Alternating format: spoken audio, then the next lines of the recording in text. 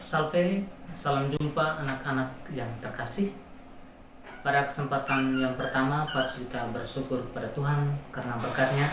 Di kesempatan ini kita kembali berjumpa dalam pembelajaran online mata pelajaran pendidikan agama Katolik dengan materi yang ketujuh, hak dan kewajiban sebagai anggota gereja. Tujuan pembelajaran kita pada kesempatan kali ini, yang pertama, menjelaskan arti hak dan kewajiban sebagai anggota gereja. Yang kedua, menjelaskan hak dan kewajiban sebagai anggota gereja menurut hukum gereja. Yang ketiga, menjelaskan konsekuensi baptis setiap anggota gereja. Yang keempat, menjelaskan tentang sikap terhadap hak dalam gereja berdasarkan Injil Markus bab 10 ayat 35 sampai dengan 40. Baik anak-anak, setiap kita pasti sering mendengar kata hak dan kewajiban. Dua hal ini sering kita dengar, bahkan mungkin kita selalu mengucapkannya dalam kehidupan keseharian. Hak dan kewajiban merupakan dua hal yang tidak bisa dilepas-pisahkan. Hak merupakan sesuatu yang harus kita peroleh atau sesuatu yang harus kita dapatkan setelah kita melakukan sesuatu.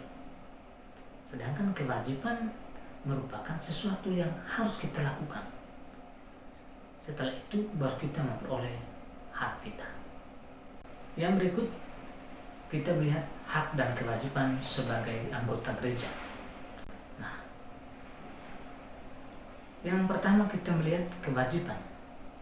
Kita sebagai anggota gereja memiliki kewajiban untuk ikut serta dan bertanggung jawab dalam kehidupan gereja. Kewajiban sebagai anggota gereja secara jelas tertuang dalam 5 perintah gereja. Mungkin anak-anak sekalian masih ingat apa bunyi atau doa dari 5 perintah gereja itu. Ya, 1, rayakan hari raya yang disamakan dengan hari Minggu.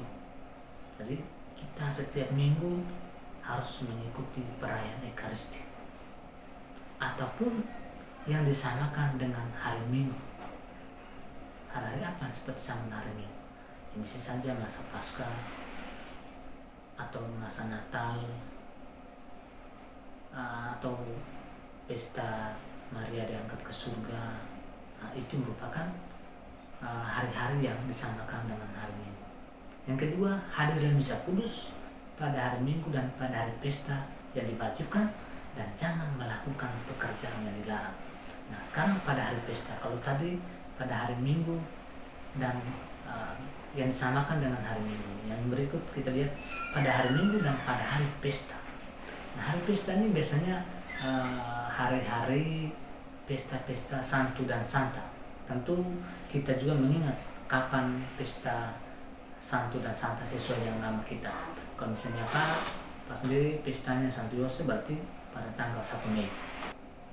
Bukan sekedar melarang, tapi gereja memberikan kesempatan kepada keluarga untuk boleh berkumpul bersama.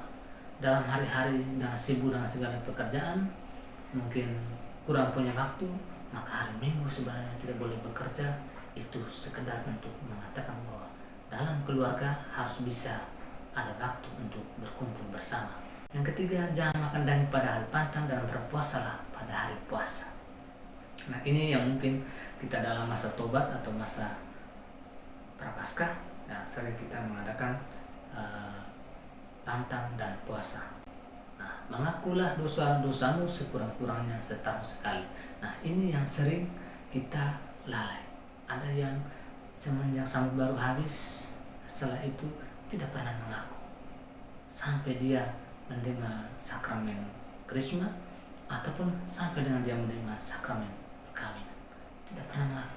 Kita kurang menyadari akan pentingnya sakramen pertobatan atau sakramen pengakuan ini pada masa Natal dan juga pada masa Paskah. Ataupun ada program-program tertentu setiap minggu atau 2 minggu sekali atau sebulan sekali ada yang memberikan pengakuan. Itu harus kita manfaatkan karena kita sebagai manusia yang berdosa. Jadi sambutlah tubuh Tuhan pada masa Paskah. Nah, ini sekurang-kurangnya. Tapi kalau biasa sering gereja, pasti setiap hari hari Minggu selalu ke gereja pasti menerima, ataupun bahkan setiap pagi pasti mengikuti misa, maka dia pasti akan menerima tubuh benar Kristus. Nah, 5 perintah gereja ini sebetulnya merupakan gereja memberikan kewajiban kepada kita, hak dan kewajiban sebagai anggota gereja yang kita temukan dalam kitab suci, dalam kitab hukum kanonik. Nah, sekarang kita melihat dari kitab hukum kanonik. Ada kanon yang ke-209 artikel 1, kanon 210, 11, 20, 222, kanon 225. Nah, itu semua tadi merupakan yang berbicara tentang hak kita,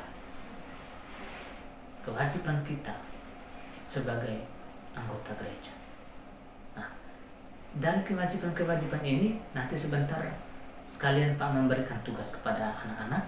Silakan anak-anak mencari bunyi kanon-kanon itu dari kelima artikel ini, menuliskan bunyi kanonnya, dan juga menyebutkan atau menuliskan 3 contoh kewajiban yang pernah kamu lakukan sesuai dengan bunyi kanon tersebut.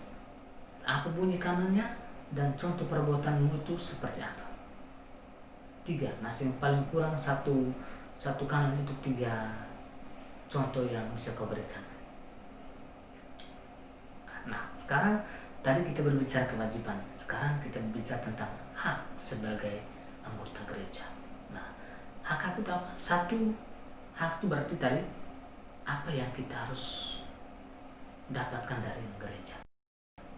Yang pertama, dalam bidang liturgi, mendapatkan pelayanan rohani. Pelayanan rohani ini bisa saja mendapatkan kunjungan daripada pastor, kunjungan daripada biarawan-biarawati, ataupun adanya doa-doa, berkat-berkat rumah, itu merupakan pelayanan rohani. Atau adanya rekoleksi, katekesi bersama, itu merupakan bagian-bagian dari pelayanan rohani kita. Yang kedua, mendapatkan pelayanan sakramen. Ya, tentu kita melayani sakramen yang paling pertama baptis dan seterusnya. Ke-7 sakramen itu ada yang menerima 5, ada yang menerima 6. Jadi semua tergantung siapa kita sebagai umat. Kenapa kan pelayanan sakramen. Yang ketiga, mengadakan ibadat sesuai ritus yang ditetapkan. Ibadat ini bisa ibadat rosario atau ibadat hari Minggu tanpa imam. Ibadat-ibadat ini merupakan hak kita sebagai umat, hak kita sebagai anggota gereja. Nah, yang berikut dalam bidang pewartaan, ikut serta dalam pewartaan Injil. Jadi berkat sakramen permandian yang kita peroleh, kita juga punya tugas untuk mewartakan Injil. Kita mengambil bagian dalam 3 tugas Yesus sebagai imam, nabi, dan raja. Saya pikir anak-anak sudah tahu ya apa tugas sebagai imam, nabi, dan raja itu. Yang kedua, umat beriman juga berhak memperoleh pendidikan Katolik. Nah, pendidikan Katolik ini bukan hanya sekadar kita bersekolah di sekolah Katolik, tetapi bagaimana pendidikan nilai yang sesuai dengan nilai-nilai Kristiani, nilai-nilai Katolik. Ya, tentunya yang pertama-tama ada dalam keluarga, bukan dalam sekolah. Sekolah itu hanya sebagai tambahan, tapi yang pertama-tama dalam keluarga. Yang ketiga, dalam hak kebebasan. Ya, kita juga berhak untuk bebas, tetapi bebas yang terbatas. Misalnya hak untuk berserikat atau kita berbicara, berkumpul, mungkin berkumpul untuk melakukan doa, itu juga punya hak. Yang berikut, hak memilih status kehidupan. Apakah dia mau menjadi biarawan-biarawati, apakah dia mau menjadi awam biasa yang hidup berkeluarga, atau dia menjadi imam. Nah, itu menjadi hak setiap orang. Kita tidak bisa memaksa umat untuk memilih untuk menjadi pribadi seperti apa, tapi ini merupakan kebebasan, karena itu merupakan hak kita.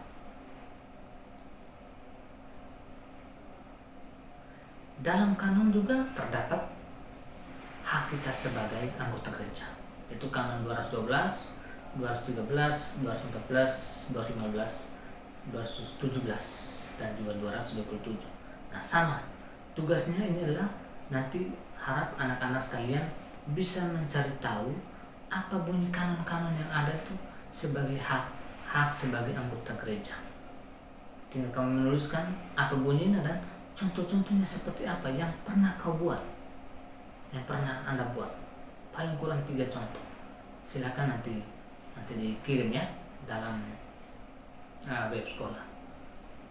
Jadi ini tinggal silakan anak-anak sekalian untuk mencarinya. Nah, sekarang kita melihat bacaan kitab suci yang menggambarkan tentang hak dan kewajiban. Dari Markus bab 10 ayat 35 sampai 40. Bukan memerintah melainkan melayani. Mengisahkan tentang bukan memerintah melainkan melayani. Nah, hal-hal yang mau ditegaskan dalam bacanya adalah yang pertama, kebiasaan yang terjadi setelah melaksanakan kewajiban sering kita langsung menuntut hak kita. Setelah kita melakukan sesuatu, kita terburu-buru untuk menuntut sesuatu juga. Terkadang orang belum melakukan kewajibannya, dia sudah menuntut hak terlebih dahulu. Nah, itulah yang dilakukan oleh anak-anak Zebedeus dalam bacaan tadi, yaitu Yakobus dan Yohanes. Mereka merasa bahwa telah berkorban, telah melakukan banyak hal, telah meninggalkan segala sesuatu untuk mengikuti Yesus. Maka sekarang mereka menuntut sesuatu dari Yesus, menuntut hak mereka dari Yesus, yaitu mereka menginginkan supaya suatu kelak mereka bisa berada atau duduk di samping kiri dan kanan Yesus. Mereka menuntut itu. Padahal Yesus mengatakan bahwa persoalan duduk di sebelah kiri dan kanan bukan urusan dia, tapi itu urusan Allah Bapa. Terkadang kita juga begitu. Kita banyak menuntut hak, banyak meminta, tetapi kita lupa dengan kewajiban kita. Kita melakukan kewajiban kita sedikit, tapi kita menuntut hak yang paling banyak. Yang kedua, berkat sakramen baptis yang kita peroleh, kita sudah diangkat menjadi anak-anak Allah dan juga menjadi anggota gereja yang sah. Nah, sebagai anggota gereja kita juga dituntut untuk terlibat aktif dalam kegiatan-kegiatan gereja. Dengan melakukan kegiatan itu, nanti kita sudah mengambil bagian dalam tugas Yesus tadi. Kita sebagai imam, sebagai nabi, dan juga sebagai raja. Nah, untuk melakukan karya-karya tadi, karya-karya keselamatan, nanti kita juga perlu belajar dari kisah bacaan tadi. Jangan sampai kita menuntut hak setelah kita melakukan kewajiban kita, boleh tetapi jangan berlebihan. Dengan memahami berbagai macam hak yang kita miliki sebagai anggota gereja, hendaknya kita semakin sadar untuk tidak terlalu menuntut hak secara berlebihan. Karena kita sendiri adalah anggota gereja. Tidak boleh terlalu banyak menuntut dari gereja, karena kita sendiri adalah gereja. Jangan melihat gereja itu hanya para pastor paroki, uskup, paus, biara berbati. Tidak, kita sendiri adalah gereja. Jadi boleh kita menuntut, tapi jangan berlebihan. Kita harus memberikan untuk gereja juga. Apa yang sedikit yang kita bisa berikan, kita harus berikan. Harus dengan tulus. Sebagai bukti bahwa kita adalah anggota gereja. Menjadi murid Yesus menuntut perubahan hati secara mendasar. Pertobatan. Jadi bukan hanya sekedar menjadi pengikut. Mengikuti Yesus hanya karena ada sesuatu. Hanya karena ada maunya. Sebagaimana Yakobus dan Yohanes tadi. Ada maunya karena mau mengikuti Yesus. Bukan, tetapi ketulusan hati. Jika kita memberikan pengorbanan, betul-betul merupakan pengorbanan yang tulus. Melayani yang tulus. Dalam hal-hal yang kecil. Kalau kita mau berbicara tentang melayani dalam hal-hal kecil, mungkin kamu di rumah membantu orang tua, cukup dengan cuci piring, cukup dengan membersihkan rumah, cukup dengan menjaga nama baik keluarga, itu bagian dari pelayanan kita. Mendengarkan kata-kata orang tua, belajar, itu bagian dari pelayanan kita. Demikian juga sebagai anggota gereja, kita pun dituntut secara aktif untuk melanjutkan karya penyelamatan Allah. Ya, karena tadi kita sudah menerima sakramen baptis, maka kita juga sudah masuk menjadi anggota gereja, maka kita juga harus berpartisipasi aktif dalam kegiatan pelayanan gereja sebagai bentuk kesaksian yang kita berikan sebagai pengikut Kristus, sebagai anggota gereja. Anak-anak sekalian, demikian materi kita hari ini. Semoga dengan materi ini semakin membuat kita menyadari betapa kita sebagai anggota gereja yang memiliki hak dan juga memiliki kewajiban. Kita boleh menuntut hak kita, tapi jangan lupa akan kewajiban-kewajiban kita. Sekian dan terima kasih. Salam sehat. Tuhan memberkati kita.